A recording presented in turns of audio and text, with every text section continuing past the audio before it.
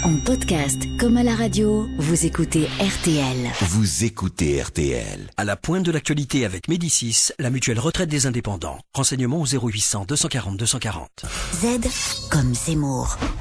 Bonjour Eric Zemmour. Bonjour. Alors ça c'est une surprise, c'est la surprise du jour dans la campagne présidentielle. Selon un sondage CSA pour le journal Le Monde, Marine Le Pen arrive en tête des intentions de vote chez les 18-24 ans, avec 26%, devant François Hollande 25% et loin devant Nicolas Sarkozy et François Bayrou, respectivement à 17 et 16% d'intention de vote chez les jeunes.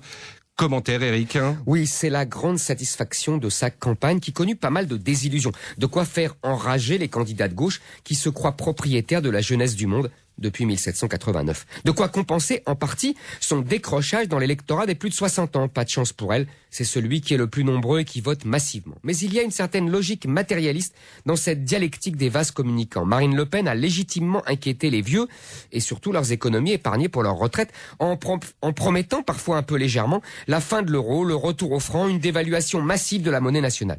Elle ne pouvait pas effrayer les jeunes qui n'ont rien, surtout les jeunes non diplômés qui la plébiscitent et dont souvent les parents n'ont pas grand-chose. Cet électorat populaire et juvénile va au plus révolutionnaire des candidats puisque même Mélenchon veut conserver l'euro. Cette logique révolutionnaire des générations est une des clés de l'histoire de France depuis 2 siècles. En mai 68, les jeunes gens nés après-guerre ont fait souffler le vent de la révolte contre les caciques de la résistance groupés autour du général de Gaulle. C'était le meurtre du père et même du grand-père. Pour mieux abattre le héros de 40, ils l'ont comparé à Pétain, CRS, SS. Ils ont fait exploser les valeurs traditionnelles de la société, famille, patrie, travail. Ils ont imposé un monde ouvert dominé par le marché contre les frontières et les morales traditionnelles. Aujourd'hui, ces mêmes baby-boomers prennent leur retraite. Ils sont les patrons de l'époque. Le monde ouvert qu'ils ont imposé a fait leur fortune, leur a donné la paix, le confort, la liberté. Jamais les inégalités de revenus n'ont été aussi importantes entre générations qu'aujourd'hui.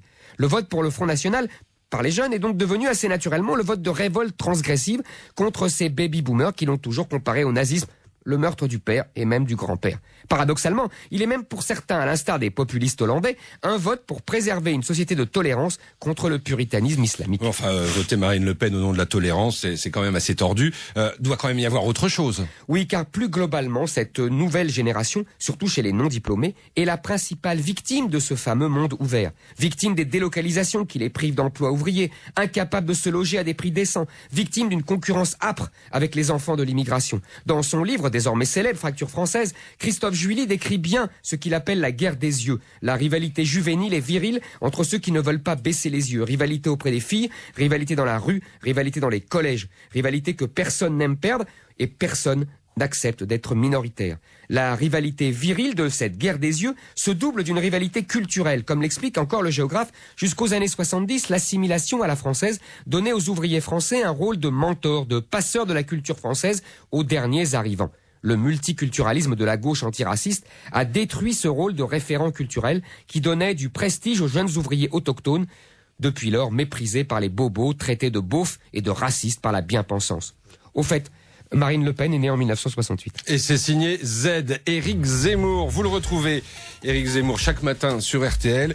Et puis si vous le souhaitez, vous allez sur rtl.fr pour écouter sa chronique.